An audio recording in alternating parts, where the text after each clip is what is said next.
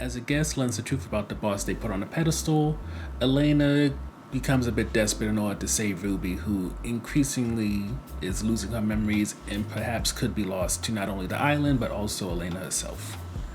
For the first topic, it deals with getting some understanding about the relationship the mermaids have with the Rorks and also the island. And this is given to us by Segunda, who thankfully plays the role of the sage knowledge keeper to Ruby, who naturally has some questions and also needs some advice.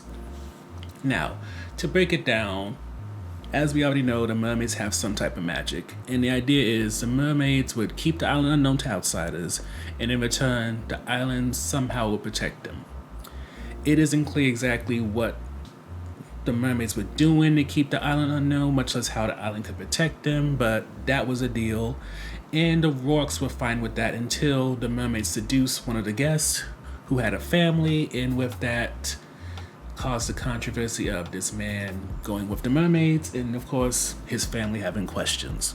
Questions that, of course, cause issues with the way the island operates, since the island uses magic to do fantasies, and even though I'm still very confused about how people in the internet age don't know about the island, because in this episode alone we're told they have Wi-Fi and internet access, so how is the island not one big huge thing known by everyone is a bit confusing to me. But that aside, Ruby decides, after Segundo gives her some insight, to try to confirm with Isla what happened, at least get her side and the mermaid side to it, but Isla's not that forthcoming. She admits there is a man with them, but the whole idea of him being seduced away from his family or anything like that, she plays that down and makes it sound like he just came willingly, and he is also still alive. Now, what does he look like now after he decided to join the mermaids? What's the true story? That's hard to say, but at this point, it seems Isla's main focus is, with every kiss, every touch, to just keep seeping away at whatever memories Ruby had of her past life, almost like she's not only some type of siren or mermaid, but I want to say a succubus, but I don't know if succubus can come in that form like a mermaid, but who knows. Fantasy Island is known to have so many magical situations. Why not have magical creatures beyond mermaids too? So for the second topic, we're going to go into the guest this episode, which is Courtney. And the gist of Courtney's story is she's a single mom, has been since 17. Dad for her child isn't involved. And while she has an MBA now, and her child is just about the age that she had her, so her child's about 17, 18, she hasn't really gotten as far as she thinks she should have or wants. So she's in this place now where she just wants more and she wants better for herself, so that she can continue being a good example for her daughter. Into the job she has at Seed and Spear, which she's been at for about 2 years as a receptionist, and somehow, again, we don't know how these places find Fantasy Island, but the company retreats at Fantasy Island, and Courtney's goal is to go talk to the CEO named Julia to pitch an affordable version of the expensive, rich lifestyle product that Julia and the company currently has. Elena helps with this by giving, I think it's 6 candies, which allow, no, it has to be more than 6. It's either 6 or 8 candies that would allow Courtney to read not only Julia's mind, but everybody's mind. And the more that Courtney hears, the more she realizes that not only is Julia more insecure and a little bit red flaggy than she might have expected, but also Julia has surrounded herself by people who are basically buttheads.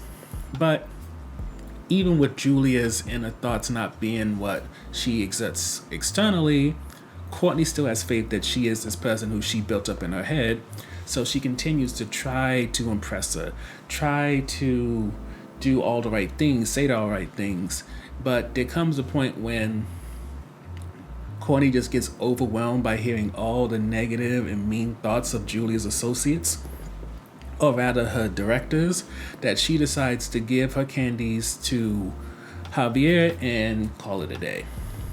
But being that Courtney called out all the directors before she decided to give away the candies and everything, Julia's rather impressed with her, and she decides to allow her to pitch.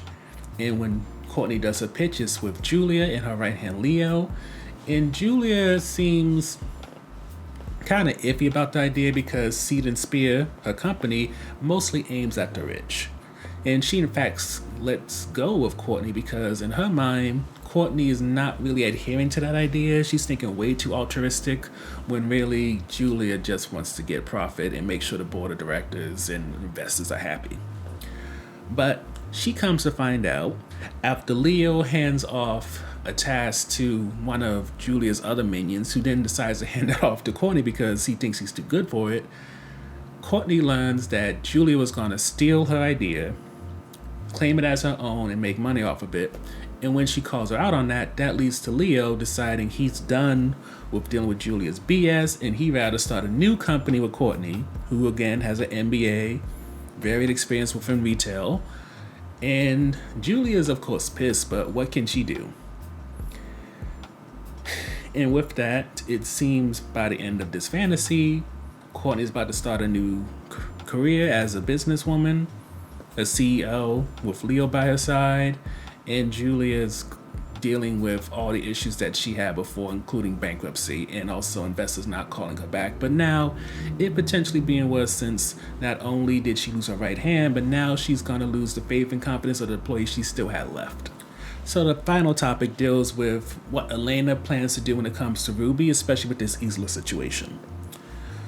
With Javier getting Courtney's candies, and unfortunately reading Elena's thoughts, which include her wanting to have sex with Javier and also her loving him, she decides, you know what, while it was kind of embarrassing what you overheard, we can use this to our advantage in the form of Ruby trusts you enough to talk to you, and I just need you to hear her thoughts. What is she thinking? And when Javier has this conversation, Ruby's thoughts are as empty as Patrick on SpongeBob. It's just nothing but air.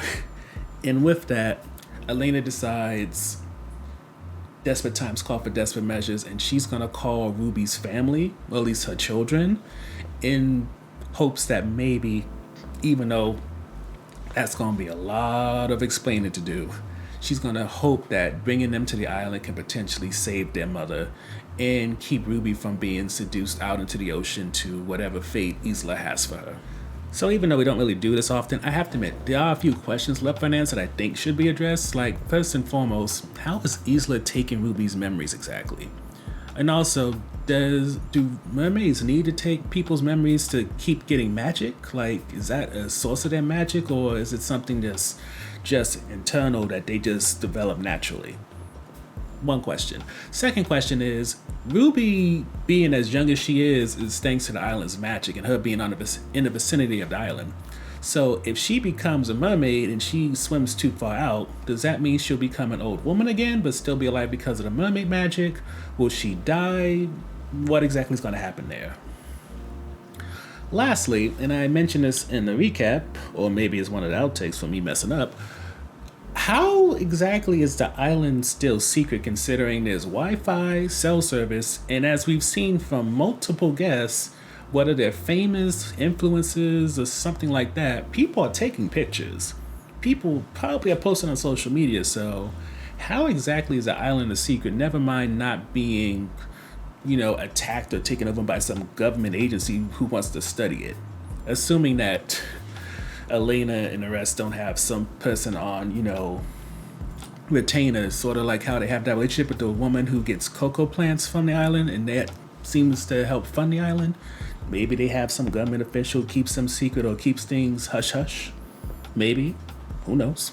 So going to the highlights, I love the fact that Segundo is back, and not only that, he gave us some type of insight. He's probably one of the longest tenured staff that we've met, and just getting something about the mermaids, something about the island, and even if it's not the gritty details about how the island operates, how mermaids, stay magical and stuff like that, at least it's something. And not only that, it also gives me hope that if there isn't a season 3, at the very least we got some kind of idea about how all this magic works. Even if I have to admit, it's kind of unsatisfying that the answer thus far is just these mystical creatures named mermaids came to the island perhaps one day, and because of the magic they exude, the island has become this fantasy resort. Which makes absolutely no sense, but at the same time, something is better than nothing is kind of where we're at right now. The second highlight for us is Elena calling Ruby's kids, and the main reason for that is that if this show does end with the second season, at the very least, while Elena's arc hasn't finished, what Saguna could offer isn't complete since we still don't know what's behind that door. At the very least, Ruby's story between coming to the island as a guest with her husband, getting a second chance to be reborn and live her life as a lesbian, to now being in her second relationship and it almost ending with her being taken by a mermaid. At the very least, you can see her arc potentially ending, and granted, it won't end with her being in a happy relationship, but at the same time, she will say that she had two relationships, one that ended kind of sadly, the second one ended before it got tragic, and along the way, she was able to go see Prince live at a gay club and experience that kind of life. She's been able to relate to other people who are part of LGBTQIA plus community, and she's gotten to experience a life that she didn't get to have because of the time she was originally born in. And then with seeing her kids one more time, it kind of bridges the gap in a way. She gets to be herself in their presence, and they get to know who their mother truly is beyond just being a person who raised them. So if the show does end up stopping with the second season, again, at least we can say one person's arc got completed in some form. Which leads us to the on the fence topic, and that's just Elena and Javier's relationship. And my issue is the fact that they keep going back and forth, and at this point, it feels like any chemistry they had at one time has been diluted to the point where it's hard to root for these two. I mean, I even submit them being romantically involved feels like an obligation at this point, just because if you have a lead, especially a female lead, they have to have some type of relationship. The relationship has to be complicated, and it can't be just something simple and loving, or even better, they can just have a fulfilling life that doesn't include having some kind of relationship. But that's something that's rare, and you barely see it with teenagers, young adults, people Elena's age, or beyond. So what would make Fantasy Island different? Overall, Ruby's storyline potentially coming to an end is perhaps one of the few gifts that Fantasy Island has given us at this point, as it continues to evade the secrets of the island, and Elena unfortunately seems like she's bound for another round with Javier.